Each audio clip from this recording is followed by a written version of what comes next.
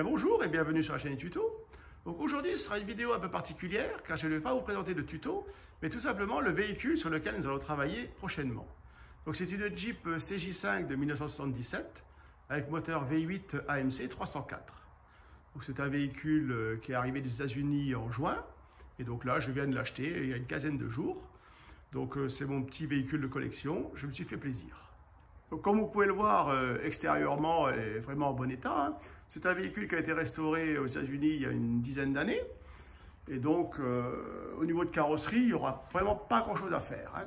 Il y aura du travail donc, sur tout ce qui est parti un petit peu en dessous, châssis et autres. Mais bon, dans l'ensemble, vraiment, c'est en bon état. Donc là, maintenant, je vais vous montrer un petit peu le tableau de bord. Donc, comme vous pouvez le constater, l'intérieur aussi est propre. Hein.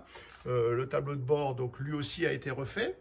Donc là aussi, il y aura quand même un petit peu de travail à faire, mais ça, c'est vraiment pas urgent. Ça serait surtout pour y donner un esthétique vraiment historique. Parce qu'en fait, il y a eu la pression d'huile et la température d'eau qui ont été modifiées.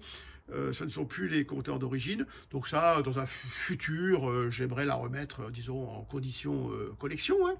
Donc c'est pareil, le soufflet de levier de vitesse est déchiré. Ça, je l'ai commandé. Ça fera partie des tutos à faire. Hein. Voilà, donc je vous montre un petit peu tout l'intérieur. Vous voyez, donc tout est en bon état. J'ai la bâche complète, le bikini pour l'été.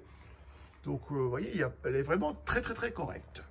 Encore une petite vue donc, du côté chauffeur avant de passer donc, au compartiment moteur.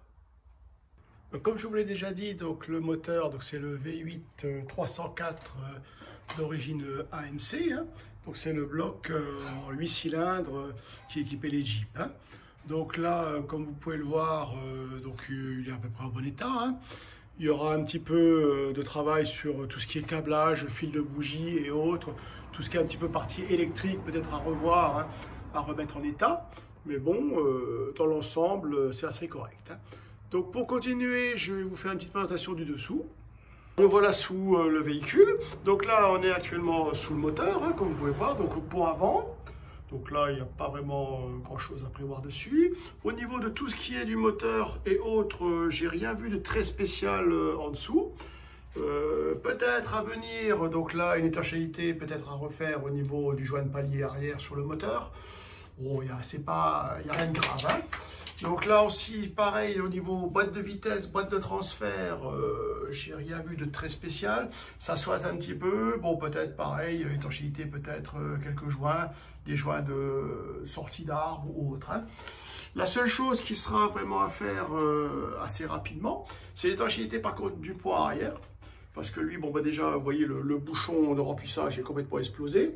Et ensuite, pareil, donc il y a une petite fuite, ça goutte hein, au niveau du joint du couvercle. Hein. Donc là, bon, bah, je l'ai commandé. Le joint, donc je vais bientôt le recevoir. Donc ça sera sûrement un des premiers tutos que je ferai. Hein. Autrement, le reste, vous voyez, bon, c'est dans un état à peu près correct, je dirais, pour un véhicule de 42 ans. Hein. Voilà, donc toutes les interventions qui vont venir, je vais essayer de faire un maximum de tutos sur la Jeep. Et donc, si vous êtes intéressé par tous ces tutos, n'hésitez pas à vous abonner à la chaîne. Au revoir!